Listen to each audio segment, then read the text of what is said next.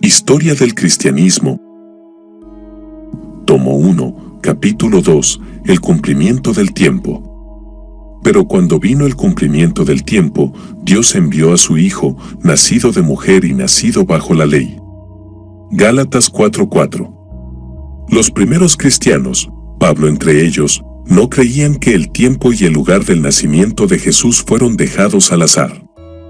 Al contrario, aquellos cristianos veían la mano de Dios preparando el advenimiento de Jesús en todos los acontecimientos anteriores a la Navidad y en todas las circunstancias históricas que la rodearon.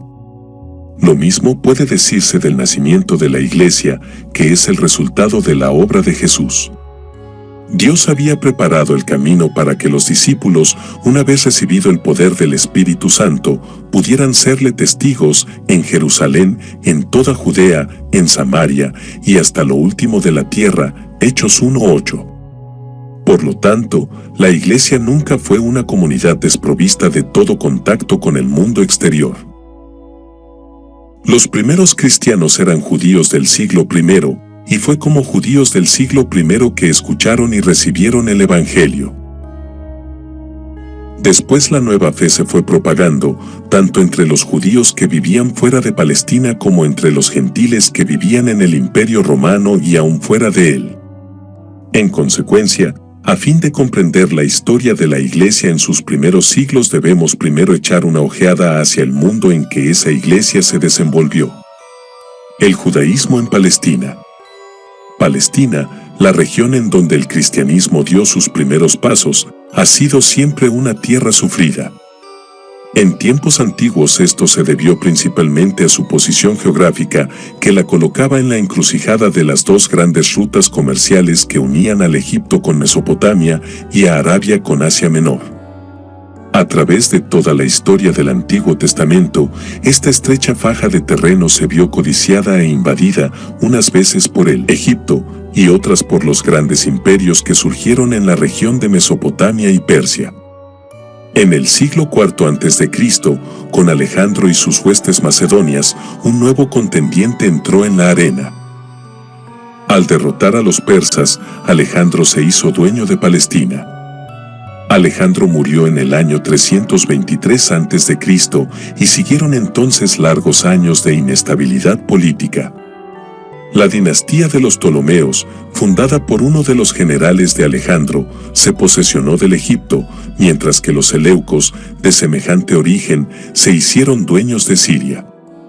De nuevo Palestina resultó ser la manzana de la discordia en las luchas entre los Ptolomeos y los seleucos. Las conquistas de Alejandro habían tenido una base ideológica. El propósito de Alejandro no era sencillamente conquistar el mundo, sino unir a toda la humanidad bajo una misma civilización de tonalidad marcadamente griega. El resultado de esto fue el helenismo, que tendía a combinar elementos puramente griegos con otros tomados de las diversas civilizaciones conquistadas.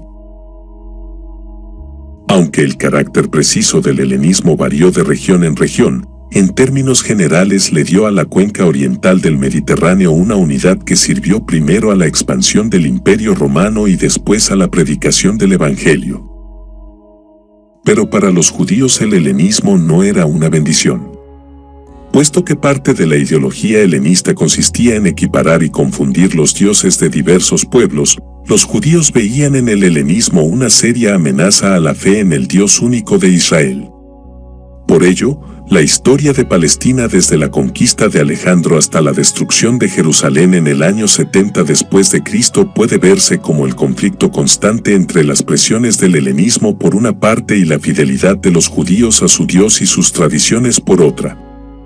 El punto culminante de esa lucha fue la rebelión de los macabeos, primero el sacerdote Matatías, y después sus tres hijos Jonatán, Judas y Simeón, se rebelaron contra el helenismo de los seleucos, que pretendía imponer dioses paganos entre los judíos. El movimiento tuvo cierto éxito. Pero ya Juan Hircano, el hijo de Simeón Macabeos, comenzó a amoldarse a las costumbres de los pueblos circundantes y a favorecer las tendencias helenistas. Cuando algunos de los judíos más estrictos se opusieron a esta política, se desató la persecución. Por fin, en el año 63 a.C., el romano Pompeyo conquistó el país y depuso al último de los macabeos, Aristóbulo II. La política de los romanos era por lo general tolerante hacia la religión y las costumbres de los pueblos conquistados. Poco tiempo después de la deposición de Aristóbulo, los romanos les devolvieron a los descendientes de los macabeos cierta medida de autoridad, dándoles los títulos de sumo sacerdote y de etnarca. Herodes, nombrado rey de Judea por los romanos en el año 40 a.C., fue el último gobernante con cierta ascendencia macabea, pues su esposa era de ese linaje. Pero aún la tolerancia romana no podía comprender la obstinación de los judíos, que insistían en rendirle culto solo a su Dios, y que se rebelaban ante la menor amenaza contra su fe. Herodes hizo todo lo posible por introducir el helenismo en el país. Con ese propósito hizo construir templos en honor de Roma y de Augusto en Samaria y en Cesarea.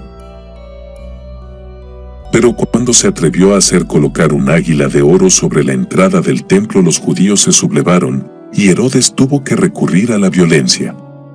Sus sucesores siguieron la misma política helenizante, haciendo construir nuevas ciudades de estilo helenista y trayendo gentiles a vivir en ellas. Por esta razón las rebeliones se sucedieron casi ininterrumpidamente. Jesús era niño cuando los judíos se rebelaron contra el etnarca Arquelao, quien tuvo que recurrir a las tropas romanas.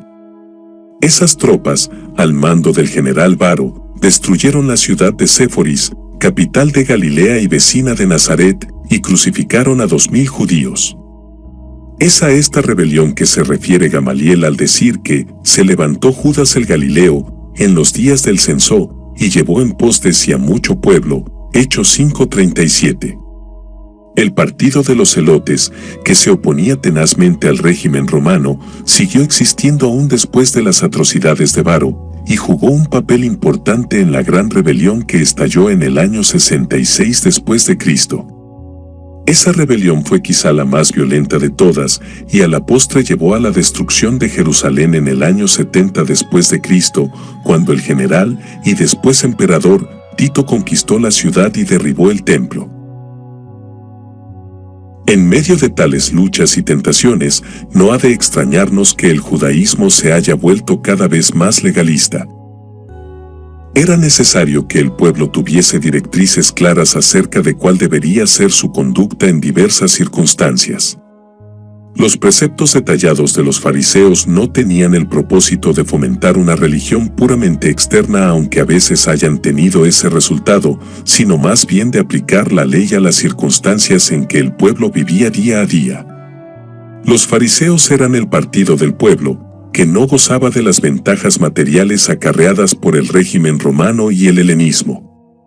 Para ellos lo importante era asegurarse de cumplir la ley aún en los tiempos difíciles en que estaban viviendo. Además, los fariseos creían en algunas doctrinas que no encontraban apoyo en las más antiguas tradiciones de los judíos, tales como la resurrección y la existencia de los ángeles.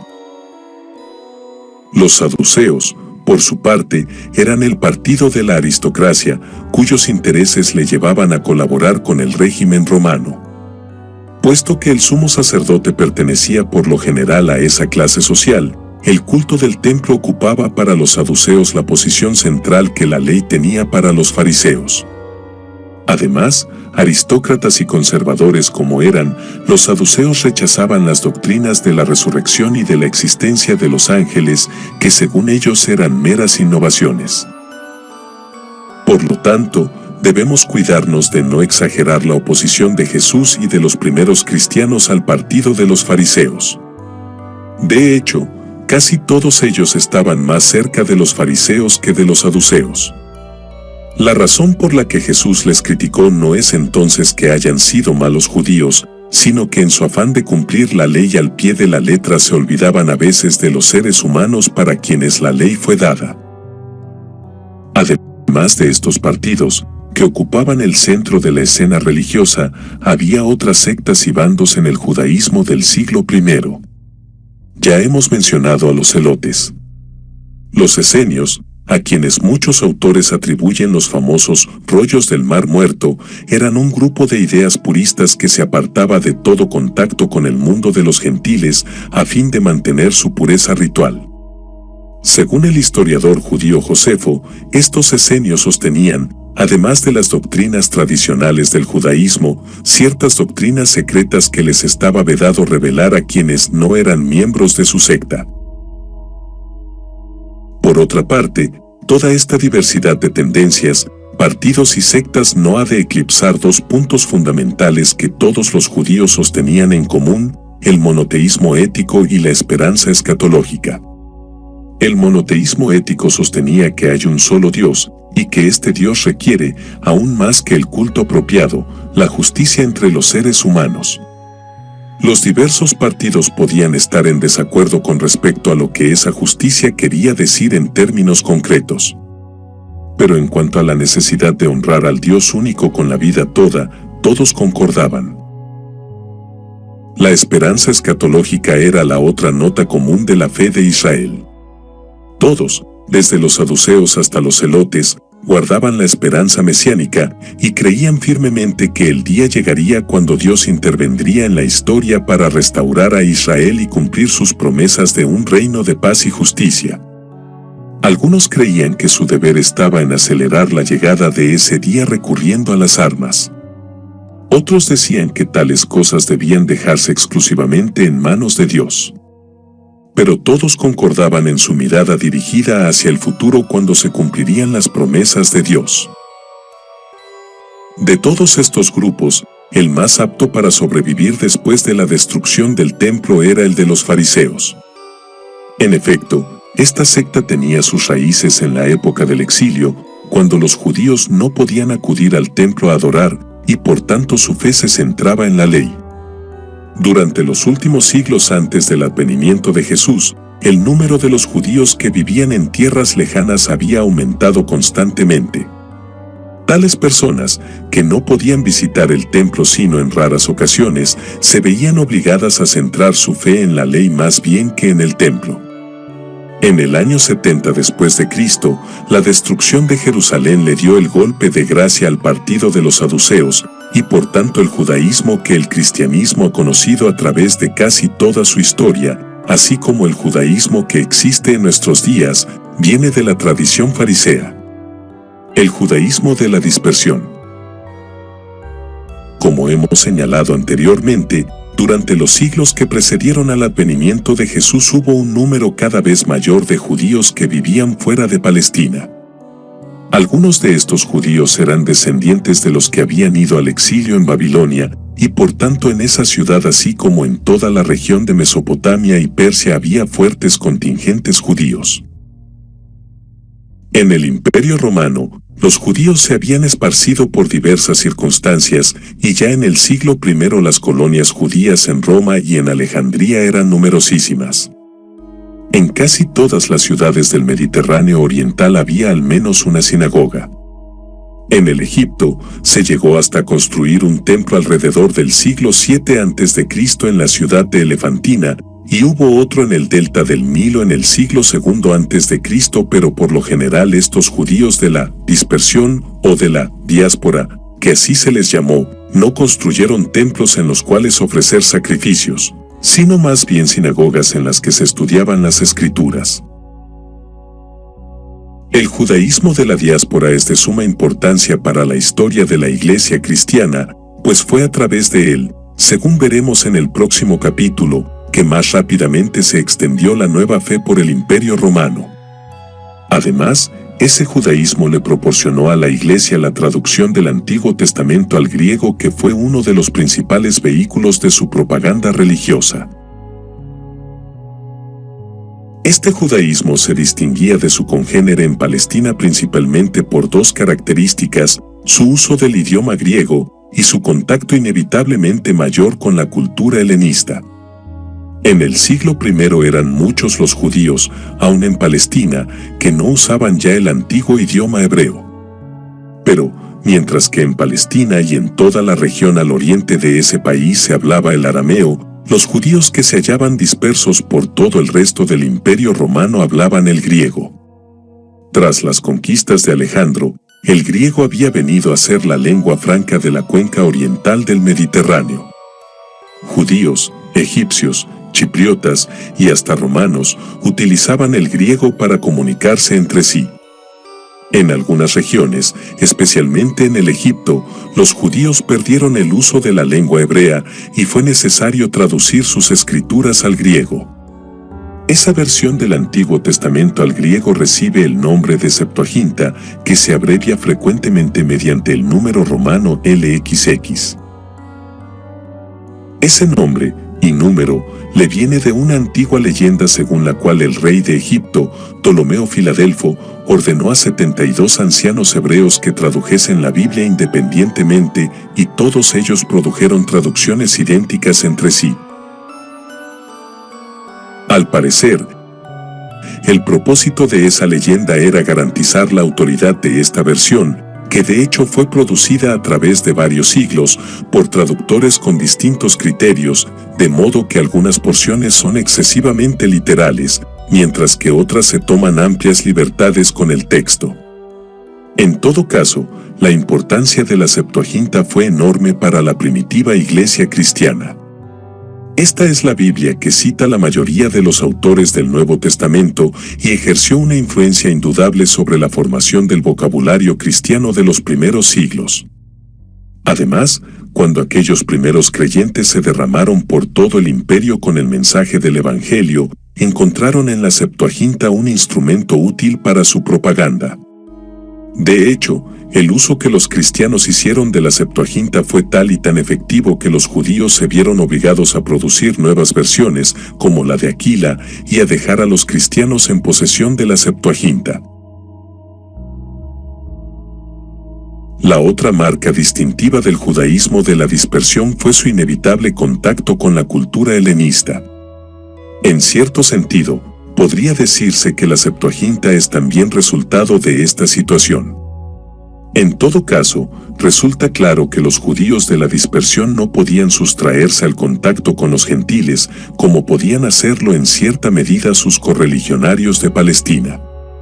Los judíos de la dispersión se veían obligados en consecuencia a defender su fe a cada paso frente a aquellas gentes de cultura helenista para quienes la fe de Israel resultaba ridícula, anticuada o ininteligible. Frente a esta situación, y especialmente en la ciudad de Alejandría, surgió entre los judíos un movimiento que trataba de mostrar la compatibilidad entre lo mejor de la cultura helenista y la religión hebrea. Ya en el siglo III a.C., Demetrio narró la historia de los reyes de Judá siguiendo los patrones de la historiografía pagana. Pero fue en la persona de Filón de Alejandría, contemporáneo de Jesús, que este movimiento alcanzó su cumbre. Puesto que los argumentos de Filón, u otros muy parecidos, fueron utilizados después por algunos cristianos en la propia ciudad de Alejandría, vale la pena resumirlos aquí. Lo que Filón intenta hacer es mostrar la compatibilidad entre la filosofía platónica y las escrituras hebreas. Según él, puesto que los filósofos griegos eran personas cultas, y las escrituras hebreas son anteriores a ellos, es de suponerse que cualquier concordancia entre ambos se debe a que los griegos copiaron de los judíos, y no viceversa. Y entonces Filón procede a mostrar esa concordancia interpretando el Antiguo Testamento como una serie de alegorías que señalan hacia las mismas verdades eternas a que los filósofos se refieren de manera más literal. El Dios de Filón es absolutamente trascendente e inmutable, al estilo del uno inefable de los platónicos. Por tanto, para relacionarse con este mundo de realidades transitorias y mutables, ese Dios hace uso de un ser intermedio, al que Filón da el nombre de Logos, es decir, verbo o razón. Este Logos, además de ser el intermediario entre Dios y la creación, es la razón que existe en todo el universo, y de la que la mente humana participa. En otras palabras, es este Logos lo que hace que el universo pueda ser comprendido por la mente humana. Algunos pensadores cristianos adoptaron estas ideas propuestas por Filón, con todas sus ventajas y sus peligros. Como vemos, en su dispersión por todo el mundo romano, en su traducción de la Biblia, y aun en sus intentos de dialogar con la cultura helenista, el judaísmo había preparado el camino para el advenimiento y la diseminación de la fe cristiana. El mundo grecorromano. Empero en esa diseminación la nueva fe tuvo que abrirse paso a través de situaciones políticas y culturales que unas veces le abrieron camino y otras le sirvieron de obstáculo. A fin de comprender la vida cristiana en esos primeros siglos, debemos detenernos a exponer, siquiera en breves rasgos, esas circunstancias políticas y culturales. El Imperio Romano le había dado a la cuenca del Mediterráneo una unidad política nunca antes vista. La política del imperio fue fomentar la mayor uniformidad posible sin hacer excesiva violencia a las costumbres de cada región. Esta había sido también antes la política de Alejandro. En ambos casos su éxito fue notable, pues poco a poco se fue creando una base común que perdura hasta nuestros días.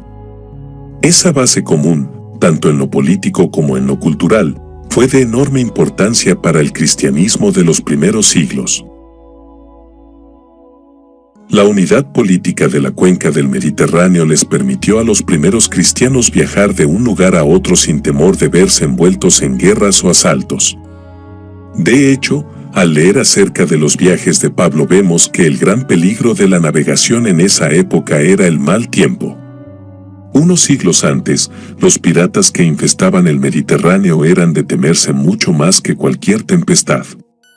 Los caminos romanos, que unían hasta las más distantes provincias, y algunos de los cuales existen todavía, no fueron ajenos a las plantas de los cristianos que iban de un lugar a otro llevando el mensaje de la redención en Jesucristo. Puesto que el comercio florecía, las gentes iban de un lugar a otro, y así el cristianismo llegó frecuentemente a alguna nueva región, no llevado por misioneros o por predicadores itinerantes, sino por mercaderes, esclavos y otras personas que por diversas razones se veían obligadas a viajar. En este sentido, las condiciones políticas de la época fueron beneficiosas para la diseminación de la nueva fe. Pero hubo también otros aspectos de esa situación que sirvieron de reto y amenaza a los primeros cristianos. Puesto que el imperio intentaba lograr la mayor uniformidad posible entre sus súbditos de diversos orígenes, parte de la política imperial consistía en fomentar la uniformidad religiosa. Esto se hacía mediante el sincretismo y el culto al emperador. El sincretismo, que consiste en la mezcla indiscriminada de religiones, fue característica de la cuenca del Mediterráneo a partir del siglo III a.C., dentro de ciertos límites. Roma lo impulsó, pues el imperio tenía interés en que sus diversos súbditos pensaran que, aunque sus dioses tenían distintos nombres y atributos, en fin de cuentas eran todos los mismos dioses. Al panteón romano se fueron añadiendo dioses provenientes de las más diversas regiones. La palabra panteón quiere decir precisamente templo de todos los dioses. Por los mismos caminos por los que transitaban los mercaderes y misioneros cristianos transitaban también gentes de muy variadas religiones, y todas esas religiones se entremezclaban y confundían en las plazas y los foros de las ciudades. El sincretismo era la moda religiosa de la época. En tal ambiente tanto los judíos como los cristianos parecían ser gentes intransigentes que insistían en su Dios único y distinto de todos los demás dioses. Por esta razón, muchos veían en el judaísmo y en el cristianismo un quiste que debía ser extirpado de la sociedad romana. Pero fue el culto al emperador el punto neurálgico que desató la persecución. Muchas veces esas persecuciones tenían características políticas, pues el culto al emperador era uno de los medios que Roma utilizaba para fomentar la unidad y la lealtad de su imperio. Negarse a rendir ese culto era visto como señal de traición o al menos de deslealtad. Luego, no son pocos los casos en que resulta claro que, al mismo tiempo que un mártir moría por su fe, quien le condenaba lo hacía impulsado por sentimientos de lealtad política. Por otra parte, el sincretismo de la época también se manifestaba en lo que los historiadores de hoy llaman religiones de misterio o sencillamente misterios. Estas religiones no centraban su fe en los viejos dioses del Olimpo, Zeus, Poseidón, Afrodita, etc., sino en otros dioses de carácter más personal.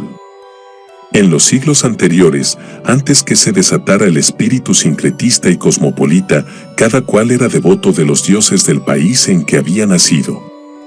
Pero ahora, en medio de la confusión creada por las conquistas de Alejandro y de Roma, cada cual tenía que decidir a qué dioses le iba a prestar su devoción. Cada uno de estos dioses de los misterios tenía sus propios devotos, que eran aquellos que habían sido iniciados. Por lo general, cada una de estas religiones se basaba en un mito acerca de los orígenes del mundo o de la historia del dios en cuestión. Del Egipto provenía el mito de Isis y Osiris, según el cual el dios Es había matado y descuartizado a Osiris y después había esparcido sus miembros por todo el Egipto. Isis, la esposa de Osiris, los había recogido y dado nueva vida a Osiris. Pero los órganos genitales de Osiris habían caído en el Nilo, y es por esa razón que el Nilo es la fuente de fertilidad para todo el Egipto. También por esa razón, algunos de los devotos más fervientes de este culto se mutilaban a sí mismos, cortándose los testículos y ofreciéndolos en sacrificio. Entre los soldados era muy popular el culto a Mitras, un dios de origen persa cuyos mitos incluían una serie de combates contra el sol y contra un toro de carácter mitológico. En Grecia existían desde tiempos inmemoriales los misterios de Eleusis, cerca de Atenas. Los misterios de Atiaíes y Cibeles incluían un rito de iniciación llamado taurobolia, en el que se mataba un toro y se bañaba al neófito con su sangre. Dado el carácter sincretista de todos estos cultos, pronto unos se mezclaron con otros, hasta tal punto que en el día de hoy es difícil distinguir las características o las prácticas de uno de ellos en particular. Además, estos dioses no eran celosos entre sí, como el dios de los judíos y de los cristianos, y por tanto hubo quienes se dedicaron a coleccionar misterios, haciéndose iniciar en uno tras otro de estos cultos. Todas estas tendencias sincretistas, en las que se entrelazaban los viejos dioses con las religiones de misterio y con el culto al emperador, presentaron un fuerte reto al cristianismo naciente. Puesto que los cristianos se negaban a participar de todo esto, frecuentemente se les acusó de incrédulos y de ateos. Frente a tales acusaciones, los cristianos podían recurrir a ciertos aspectos de la cultura de la época que parecían prestarles apoyo. A esto dedicaremos el capítulo 7 de la presente sección de nuestra historia. Pero por lo pronto señalemos que hubo dos tradiciones filosóficas en las que los cristianos encontraron un nutrido arsenal para la defensa de su fe. Una de ellas fue la tradición platónica y la otra el estoicismo. El maestro de Platón, Sócrates, había sido condenado a morir bebiendo la cicuta porque se le consideraba incrédulo y corruptor de la juventud ateniense. Platón había escrito varios diálogos en su defensa, y ya en el siglo I de nuestra era Sócrates era tenido por uno de los hombres más sabios y más justos de la antigüedad. Ahora bien, Sócrates, Platón y toda la tradición de la que ambos formaban parte habían criticado a los dioses paganos, diciendo que eran creación humana y que según los mitos clásicos eran más perversos que los seres humanos. Por encima de todo esto, Platón hablaba de un ser supremo, inmutable, perfecto, que era la suprema bondad y belleza. Además, tanto Sócrates como Platón creían en la inmortalidad del alma y por tanto en la vida después de la muerte. Y Platón afirmaba que por encima de este mundo sensible y pasajero había otro de realidades invisibles y permanentes. Todo esto fue de gran valor y atractivo para aquellos primeros cristianos que se veían perseguidos y acusados de ser ignorantes e ingenuos. Por estas razones, la filosofía platónica ejerció un influjo sobre el pensamiento cristiano que todavía perdura. Algo semejante sucedió con el estoicismo. Esta escuela filosófica, algo posterior al platonismo, enseñaba doctrinas de alto carácter moral. Según los estoicos, hay una ley natural impresa en todo el universo y en la razón humana, y esa ley nos dice cómo hemos de comportarnos. Si algunos no la ven o no la siguen, esto es porque son tontos, pues quien es verdaderamente sabio conoce esa ley y la obedece. Además, puesto que nuestras pasiones luchan contra nuestra razón y tratan de dominar nuestras vidas, la meta del sabio es lograr que su razón domine toda pasión hasta el punto de no sentirla. Ese estado de no sentir pasión alguna es la apatía, y en él consiste la perfección moral según los estoicos. También en este caso podemos imaginarnos el atractivo de esta doctrina para los cristianos, que se veían obligados a enfrentarse repetidamente a las costumbres corruptas de su época y a criticarlas. Puesto que los estoicos habían hecho lo mismo, en sus ideas y escritos los cristianos encontraron apoyo para su defensa y propaganda. Al igual que en el caso del platonismo, esto acarreaba el peligro de que se llegase a confundir la fe cristiana con estas doctrinas filosóficas y que así se perdiera algo del carácter único del Evangelio. No faltaron quienes, en un aspecto u otro, sucumbieran ante esa tentación.